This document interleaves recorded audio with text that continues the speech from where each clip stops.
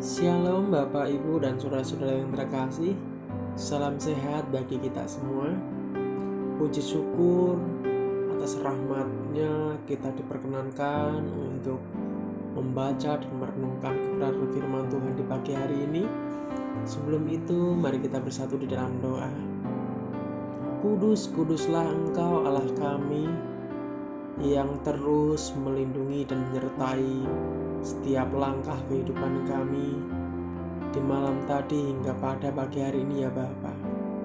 Terima kasih untuk penyertaan dan berkat-Mu yang kami boleh rasakan di pagi hari ini. Kami akan merenungkan sebagian sabda firman-Mu. Kuduskan kami Tuhan sehingga kami layak. Mohon ampun dalam setiap dosa dan pelanggaran kami. Biarlah firman-Mu ini Tuhan menjadi bagian dari kehidupan kami. Hanya di dalam satu nama Yesus, Allah yang berkuasa bagi kehidupan kami. Haleluya, amin. Bapak, Ibu, dan saudara-saudara yang terkasih, renungan di pagi hari ini bertema peristiwa penting dalam kehidupan Kristus.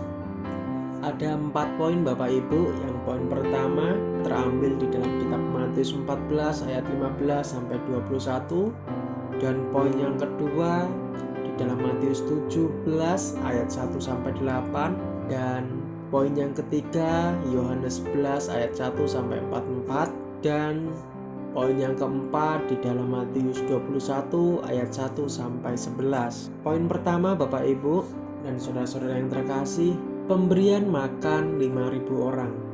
Di dalam Matius 14 ayat 15 sampai 21, dan di dalam Markus 6 ayat 34 sampai 44, dan di dalam Lukas 9 ayat 12 sampai 17, dan di dalam kitab Yohanes 6 ayat 5 sampai 13. Dari 5 buah roti dan 2 ikan, Yesus mengadakan sehingga cukup memberi makan lebih dari 5.000 orang. Injil memberitahu kita bahwa ada 5.000 pria yang hadir. Namun Matius menambahkan bahwa ada pula wanita dan anak yang hadir. Bahkan ada yang menafsirkan ada 20.000 orang yang hadir. Namun Allah kita adalah Allah yang menyediakan secara berlimpah, dan sedikit dapat menjadi banyak. Sebuah penekanan yang penting ialah bahwa sebelum Ia menggandakan roti dan ikan, Yesus meminta kerumunan itu duduk. Ini adalah gambaran yang indah bagaimana Allah dapat melakukan yang mustahil bagi kita. Ketika kita beristirahat di dalamnya, orang-orang itu tidak dapat memberi makan bagi diri mereka sendiri. Hanya Ia yang dapat melakukannya.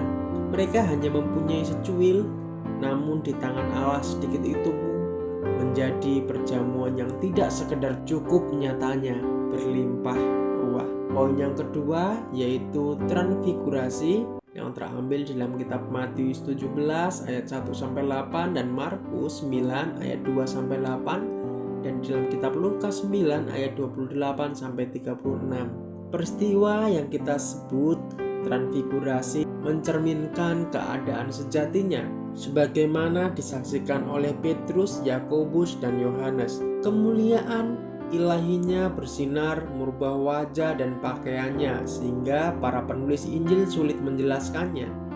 Seperti Rasul Yohanes menggunakan banyak kiasan dalam gambarannya dalam menggambarkan apa yang ia saksikan dalam kitab Wahyu. Begitu pula Matius, Markus, dan Lukas harus menggunakan kata seperti berkilat, matahari, dan bersinar terang untuk menggambarkan wujud Yesus yang mereka saksikan benar-benar asing. Munculnya Musa dan Elia ketika berbicara dengan Yesus mengajarkan 2 hal. Yang pertama, kedua pria itu mewakili hukum dan para nabi yang bernubuat tentang kehadiran dan kematian Yesus. Dan yang kedua, faktanya bahwa mereka membahas kematian Yesus di Yerusalem sebelum terjadi. Di dalam kitab Lukas 9 ayat 31 mengajar bahwa mereka sudah tahu tentang peristiwa itu dan bahwa rencana berdaulat Allah sedang digenapi sebagaimana ditetapkannya. Allah berfirman dari surga dan memerintah para rasul, "Dengarkanlah dia, sehingga dapat dipahami bahwa Yesus bukan Musa atau Elia yang mempunyai kuasa dan otoritas untuk memerintah mereka." Dan poin yang ketiga, membangkitkan Lazarus yang terambil di dalam kitab Yohanes 11 ayat 1 sampai 44. Lazarus, saudara Maria dan Maria dari Betania, adalah teman pribadi Yesus, dan oleh karena itu Yesus dipanggil oleh keluarga itu ketika Lazarus jatuh sakit. Yesus menunda kepergiannya ke Betania beberapa hari dengan pengetahuan bahwa Lazarus sudah bakal mengenal beberapa hari sebelum ia mengerahkan kuasa ilahinya. Hanya Allah yang berkuasa di atas kehidupan dan kematian. Dan dengan membangkitkan Lazarus yang mati, Yesus sedang mengungkapkan otoritasnya sebagai Allah serta kuasanya atas liang lahat. Melalui peristiwa ini, Anak Allah akan dimuliakan secara unik. Sama halnya dengan berbagai mukjizat dan peristiwa lainnya. Salah satunya tujuannya ialah supaya para rasul dan kita percaya di dalam Yohanes 20 ayat 31. Yesus adalah sebagaimana yang telah ia sampaikan, dan mukjizat yang luar biasa ini menyaksikan fakta itu. Yesus memberitahu Marta, "Akulah kebangkitan dan hidup." Yohanes 11 ayat yang ke-25. Dan ia bertanya apakah Marta mempercayai perkataannya. Ia merupakan dasar dari kehidupan Kristen. Kita percaya bahwa Yesus adalah kuasa kebangkitan, dan kita percaya bahwa ia memberi kita kehidupan kekal melalui kuasanya. Kita dikuburkan bersamanya dan dibangkitkan oleh kuasanya atas kematian. Hanya melalui kuasanya dapatkah kita diselamatkan.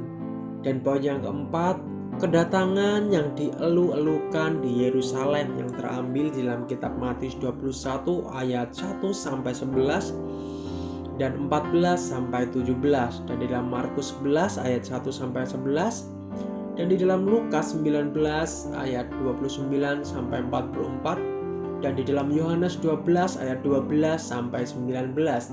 Kedatangan Yesus di Yerusalem yang disambut sorak-sorai seminggu sebelum penyaliban adalah dasar dari perayaan Minggu Palma.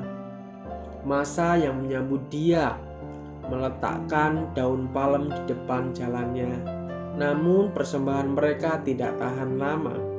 Beberapa hari kemudian kelompok itu akan berseru supaya dia dibunuh dengan berteriak, "Salibkan dia! Salibkan dia!" di dalam Lukas 23 ayat 20 sampai 21. Namun ketika ia masuk ke Yerusalem sambil menunggangi keledai yang muda yang menggambarkan keadaan rendahnya, ia menerima perjamuan kerumunan itu dan pengakuan klaim mesianiknya. Bahkan para anak kecil menyambut dia, menunjukkan bahwa mereka memahami apa yang tak dipahami para pemimpin Yahudi, bahwa Yesus adalah Sang Mesias. Kedatangan Yesus ke Yerusalem menggenapi nubuat perjanjian lama Zakaria yang diulangi dalam kitab Yohanes 12 ayat yang ke-15. "Jangan takut, hai putri Sion, lihatlah rajamu datang, duduk di atas seekor anak keledai." Amin. Mari kita bersatu di dalam doa. Terima kasih Bapa atas perkenananmu, sehingga kami boleh bersama-sama merenungkan sebagian sabda kebenaran firman-Mu. Terima kasih atas penebusan, sehingga para umat-Mu yang percaya dan mengaku bahwa Engkau adalah Juru Selamat kami yang hidup. Kami percaya bahwa Allah selalu menolong dan menyertai setiap umat-Mu yang berseru di hadapan-Mu. Dan terima kasih Bapa, kami boleh percaya bahwa Engkau adalah Juru Selamat kami yang hidup yang datang ke dunia untuk menebus setiap umat yang percaya kepada-Mu.